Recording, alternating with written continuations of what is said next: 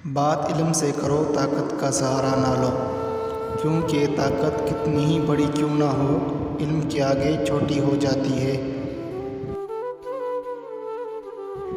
गुस्सा और तूफ़ान दोनों एक जैसे होते हैं। ठंडा होने के बाद ही पता चलता है कि नुकसान कितना हुआ।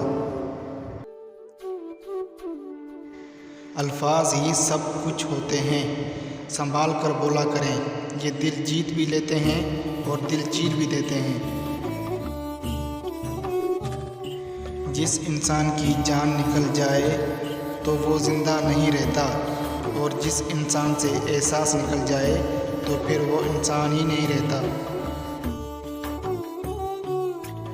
हर इंसान गुलाम है उस शख्स का जिससे वो मोहब्बत करता है। जब हम मिलेंगे ना तो तुम मुझे ज़ोर से सीने से लगा लेना, और तब तक खुद से अलग ना करना जब तक पिछली तमाम अज़ियतें मेरी रूह से निकल ना जाएं। सच्चे दोस्त वही हैं जिनके साथ रहने से खुशी दुगनी और गम आधे हो जाते हैं। बेटी का रिश्ता करते हुए याद रखें, आप सिर्फ उसका शौहर नहीं, उसका मुस्तकबिल भी चुन रहे हैं।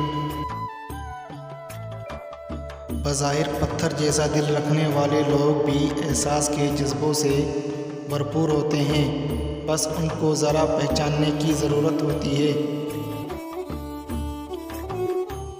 गिराने वाले अपने हों तो फिर संभलने में वक्त लगता है।